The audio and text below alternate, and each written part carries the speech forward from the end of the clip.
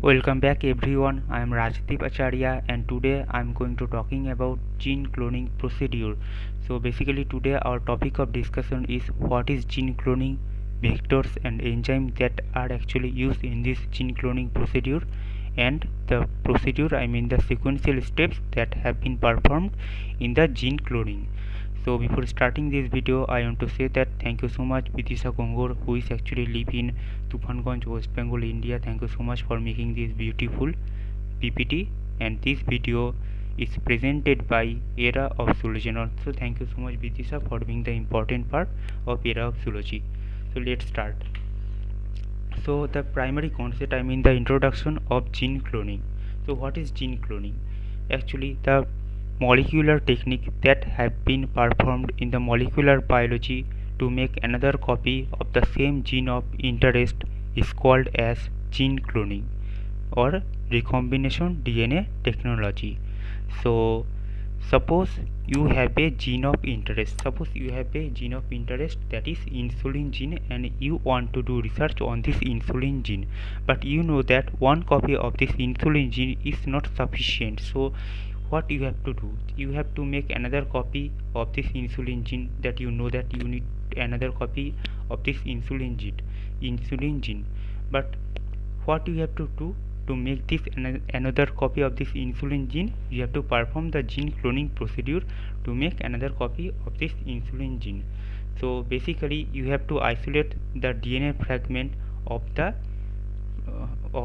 insulin gene from the DNA strand. So basically it is your gene of interest, I mean the insulin gene DNA fragment that you have been isolated from the DNA strand, and it is your plasmid vector in which you will attach this DNA fragment. So basically now you have attached this DNA fragment, the gene of interest, into the plasmid vector, and now you have a recombinant plasmid, because now you have been inserted the DNA fragment into the plasmid vector.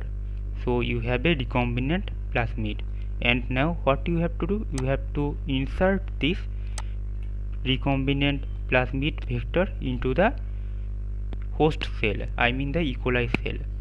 Host cell are those cells in which you can insert a plasmid vector, a recombinant plasmid vector, and in the host cell a recombinant plasmid vector can replicate itself to make more copy of itself. And when the recombinant plasmid vector will replicate more copy of the gene of interest, the DNA fragment that is the gene of interest will be produced.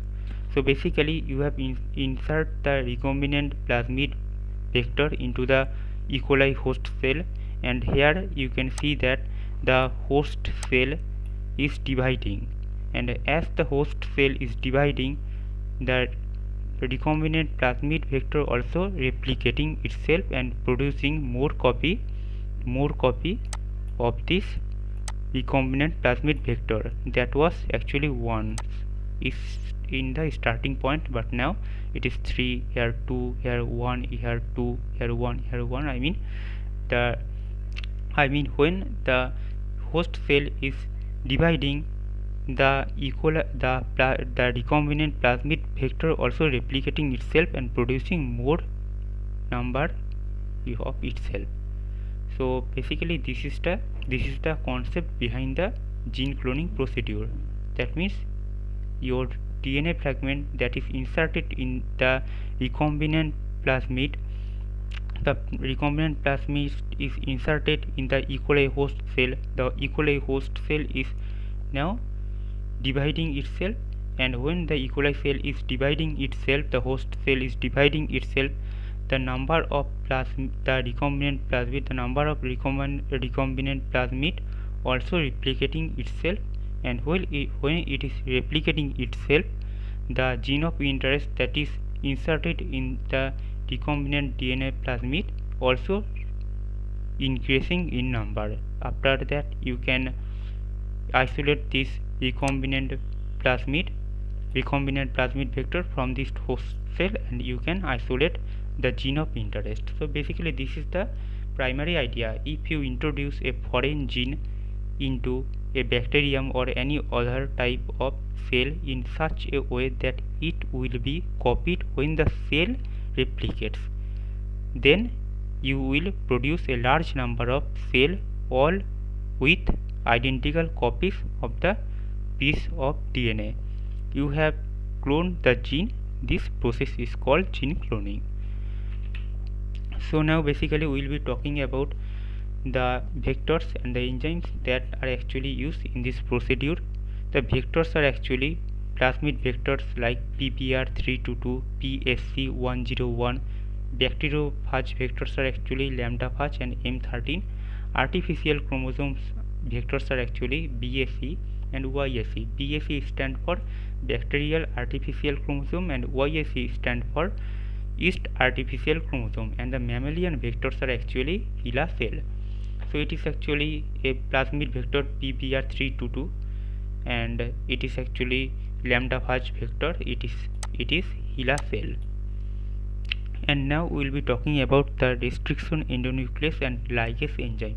The restriction endonuclease are those enzymes that are actually act as a scissor. It will isolate the gene of interest, the DNA fragment, from the strand of DNA, and the ligate enzyme helps to ligate the DNA fragment, the gene of interest, into the vector, so that the DNA fragment, the gene of interest, will attach with the vector. So basically restriction endonucleases are of many kind, like BAM, H1, ALU, H1. These are actually classified according to the blunt cut, according to the staggered cut, according to the 1 cut, 2 cut, 3 cut, 4 cut, up to 6 cut.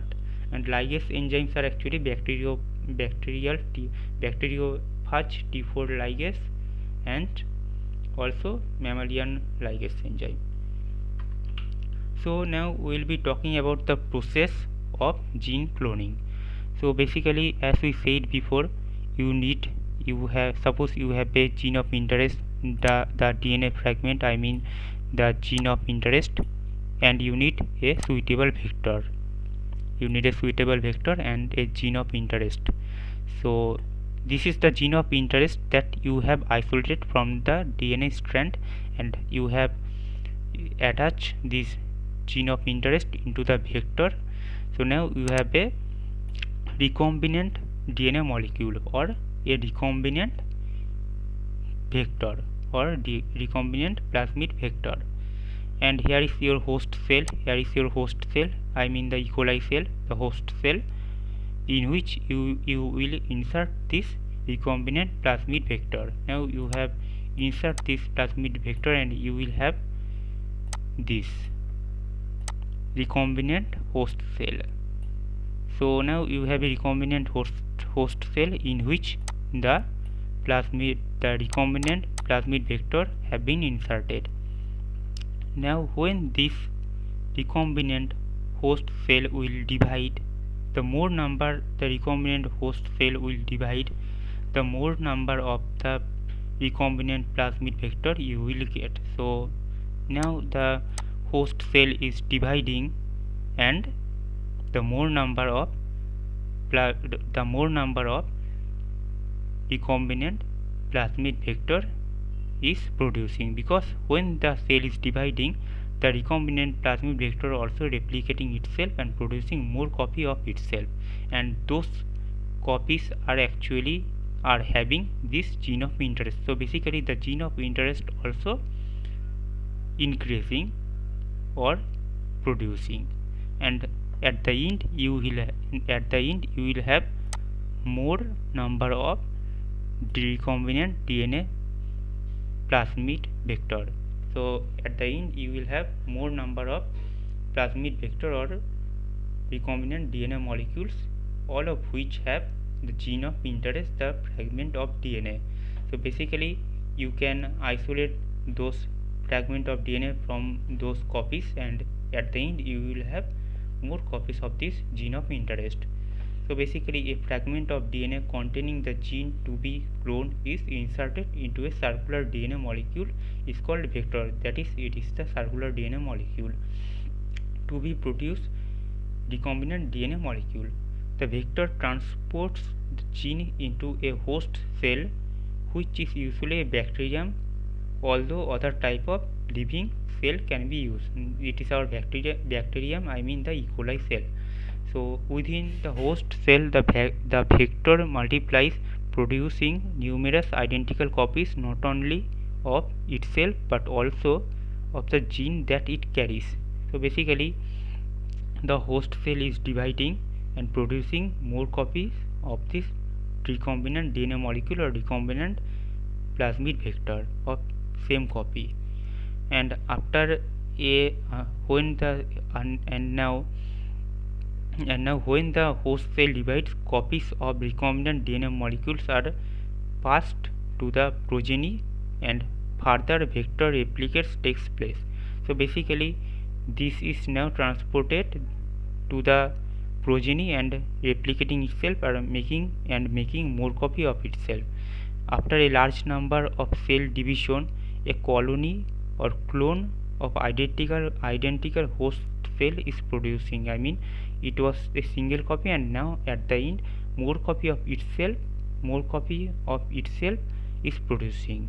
The same copies are actually here of this recombinant DNA molecule or recombinant plasmid vector.